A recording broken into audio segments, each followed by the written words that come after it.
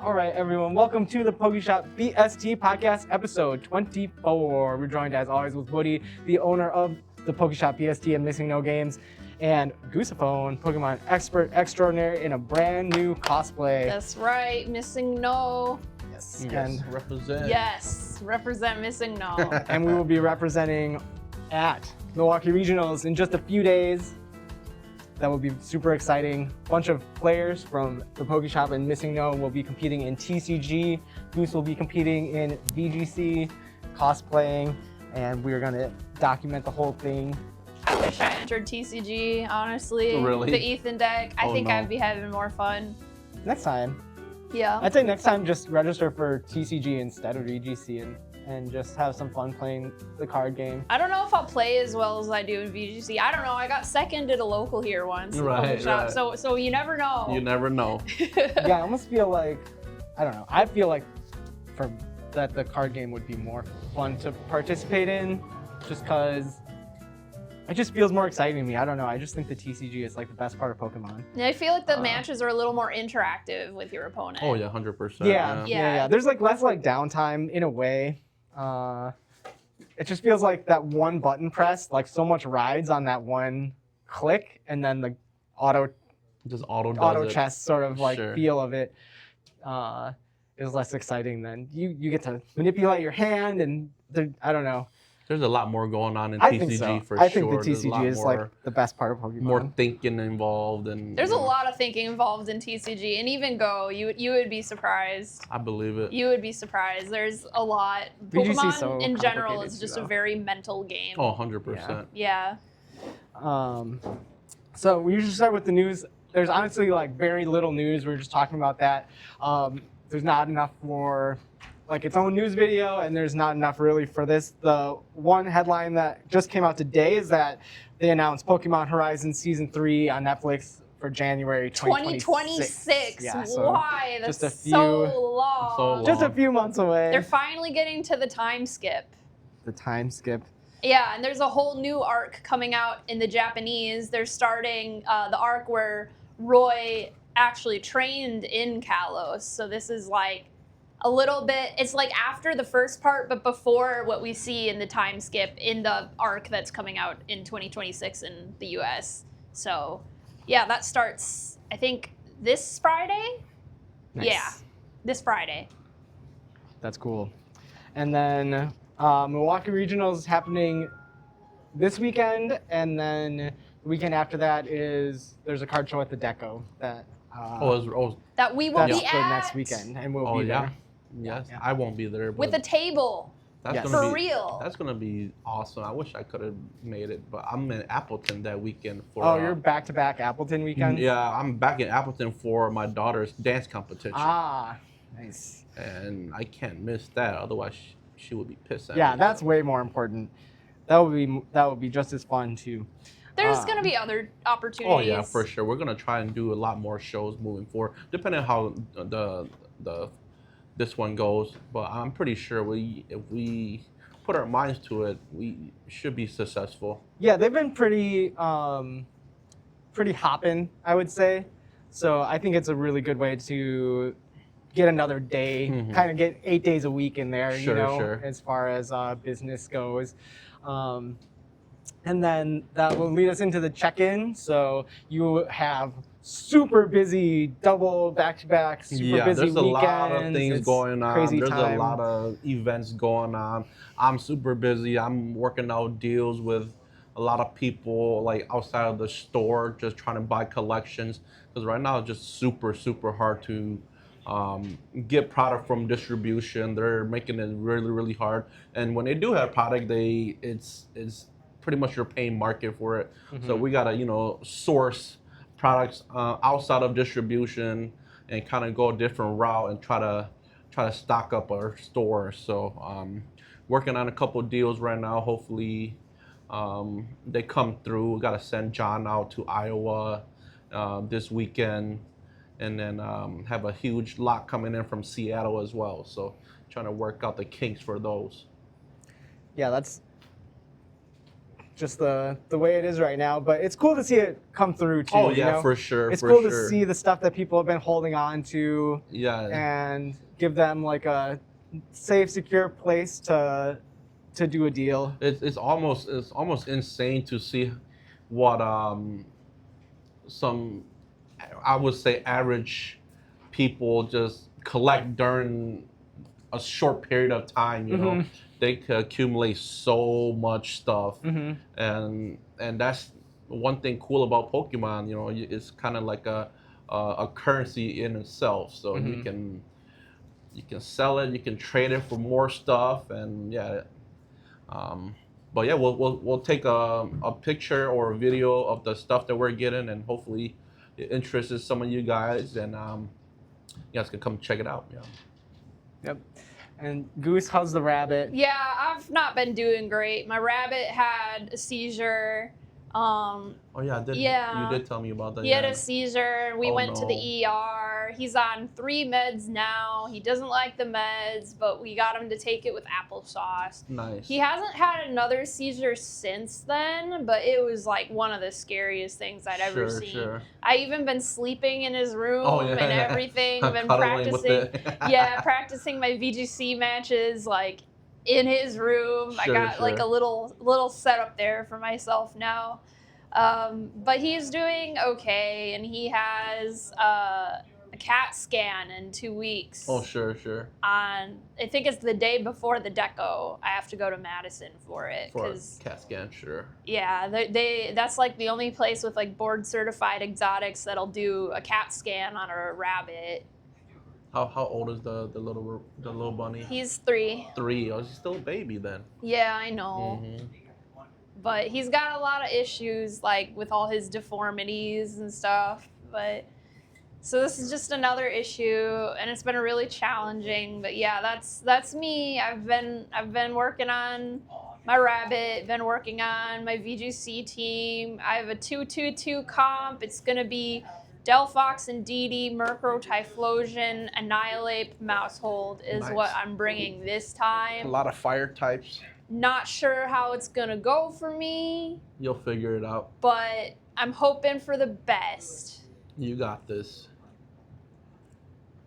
Yeah, I think not knowing how it's going to go is part of a tournament experience for any level of player. Yeah. You know, whether you top 8'd last time or if it's your very first tournament, you know. Right. It's If you always- have yeah. multiple top 8 appearances, if you've made it to the finals, no matter what your history of competitive like gaming is, when you go into a tournament, you don't know how it's gonna go. You know. Yeah, you just never gotta know. trust. It's never the same thing. Yeah. Over and over again. You know, everything. Exactly. It's a challenge every time for sure. The meta changes, and whether or not you enjoy the meta is always there. Whether or not it suits your play style, or whether or not the anti-meta that I often enjoy bringing, whether it's where that's seated within the meta. That's kind of like how I play card games and first-person shooting games and everything. I like to be anti-meta, and it's not usually the optimal thing to do, but it depends on how much of the top meta is brought into. Right. The top of the meta for TCG is like all up in the air. No one can really agree on what the best deck in the format is, which I think is a really good place for a TCG game to be. Right. This week's going to be the first week that Mega Evolutions is allowed legally. So it's going to be interesting to see who's playing what and what deck is doing well and all that stuff. So Milwaukee will be kind of like the testing ground for that. But hopefully some of our guys can come up with some pretty good combos and do really well this weekend. Yeah. And one of my friends bringing Venusaur. Nice. Oh, cool. Yeah, I was wondering which Megas are going to make an appearance. Mega Venusaur is pretty cool. Mega Mawile might slot into a couple decks, but I don't think that many people are playing Mega Gardevoir. I've seen Absol go into Dragapult because you can move your damage counters, and it has something that if you have 6 damage counters on the Pokemon, you can just auto kill it. Yep. That's a good one too. So maybe, and you can just slot it right in there. It's just a basic. So yeah. we'll see if the Megas make a splash or not, or if it's mostly just like Lily's determination as like the most impactful card from the set. Yeah, that's like the new perhaps. Iono, basically. Yeah, everybody's using 4 play set. Yep. Pretty good card. Very good card. Yeah, it's pretty broken. Yeah. Yeah, and it has really good 3 printings, you know, so you can do, well, and plus a reverse hollow, so you can do really whatever price point you want to put into your deck. It's all there for you with your Lilies.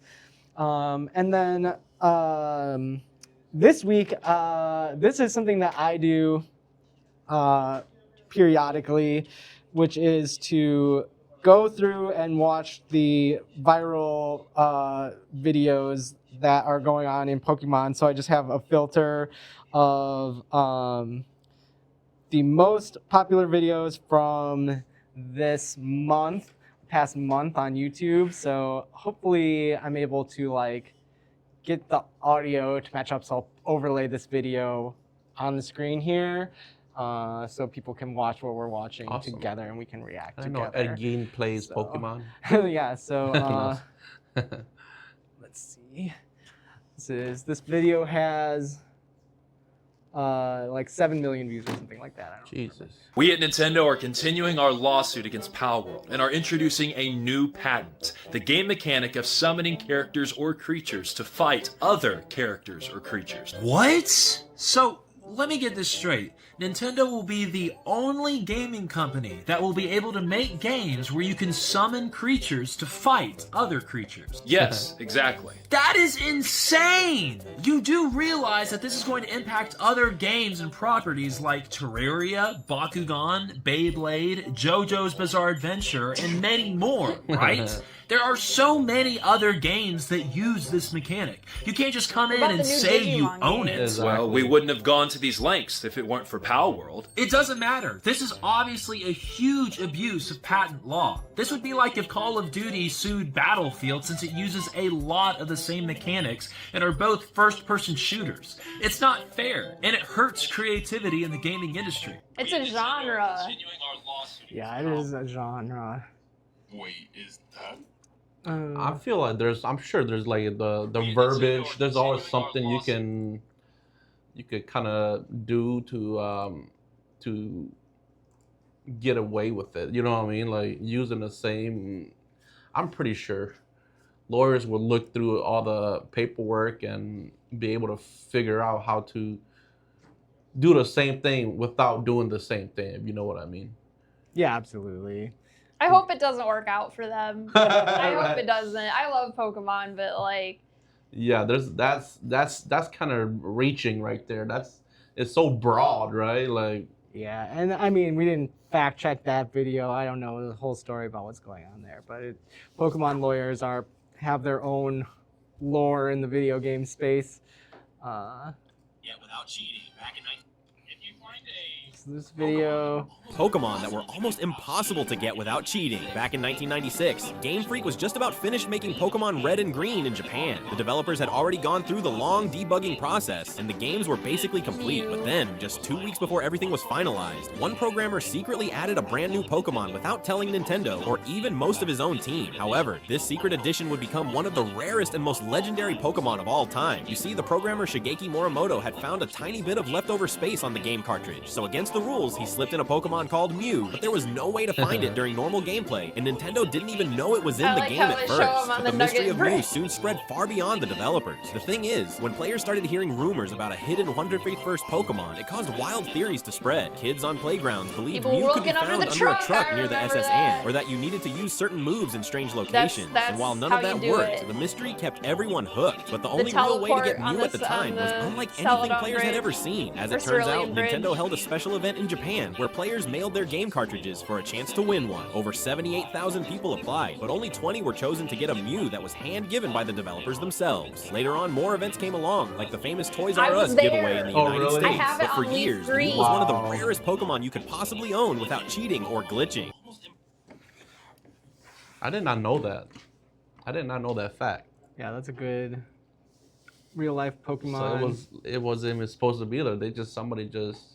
Yeah, they snuck it in. into the game as the 151st Pokemon, which I think. I don't know if I believe that Yeah. because there's the whole thing in the Cinnabar basement that says Mew gave birth. If there wasn't supposed to be Mew, why are they talking about it in the lore? Right, and then right. where did Mewtwo come from? Right. I don't know. I don't know if I believe that. Right. It sounds cooler, but I feel like it was all. There had to have been like a secret mod. You know what I mean? I know that it was added late in development. I know it was added very late, kind of last minute. That's true. But I don't know. Let's see. Find one. Maybe it wasn't meant to be playable till Gen 2 or something. Right. I don't know.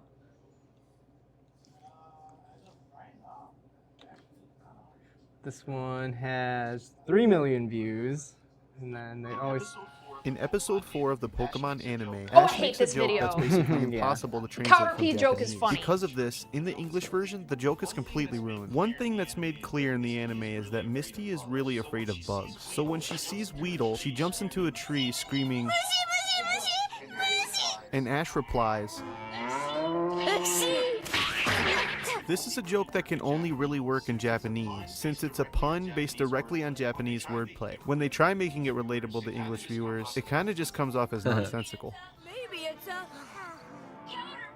I think that's fine. Oh, come on, I bro. think it's Come on funnier. now, That dog. makes sense. They did a good job localizing Oh that. yeah, 100%. They did a great job localizing That makes so much sense, doesn't it? Yeah, I don't know. I hate that video. I thought that makes sense. I mean, I guess, I mean, like, for what they're given with Ash in a cow suit. Yeah, right. I think it's funny because there's a unit in Fire Emblem Heroes named Ash, ASH, who's a cow girl. Oh, really? She literally turns into a cow. Wolfie video.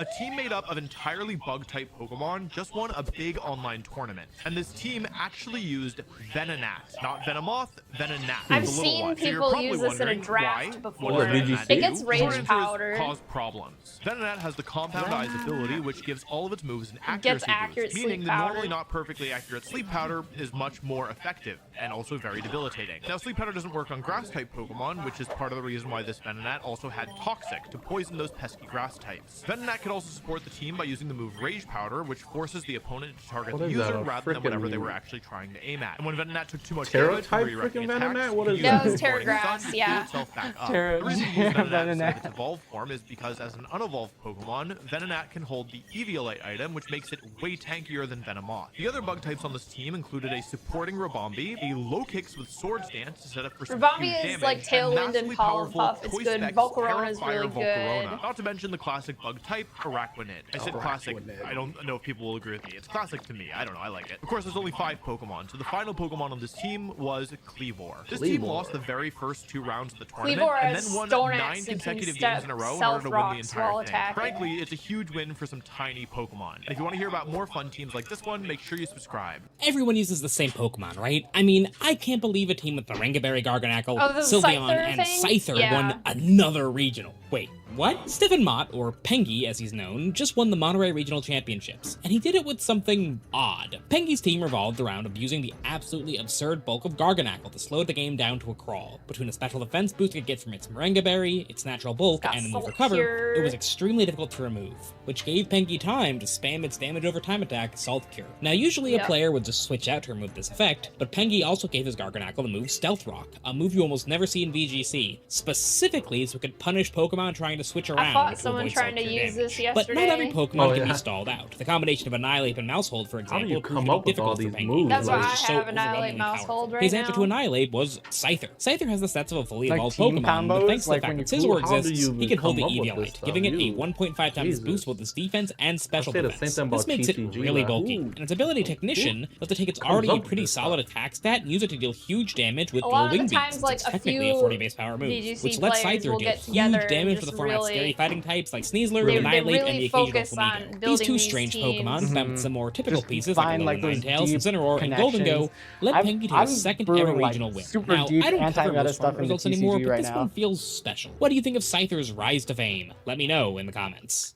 Yeah, same thing for TCG. I don't know who has the time to just sit down and figure out all these moves and I mean, obviously the game creators they do a little part in that, right? But to figure, I don't know. I just don't know.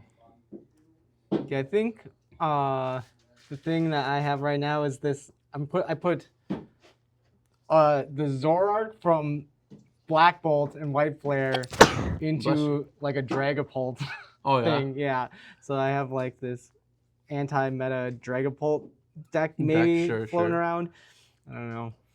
But really, I like Gardevoir Jellicent the most. I think that's the one that I believe in the most at the moment. All right, cheers. We got the Mega Lucario pack here. I still will never forget the time Fredo owned me. No, Fredo owned me in a pack battle, and he got the Mega Lucario. Yeah, that's pretty insane. He cheated, I think. We got Darkness Energy. Fire. Ooh, Krogunk. Score Bunny. Spoink. Tyrogue. Snover. Nuzleaf. Delibird. Kinkatuff. Shedinja.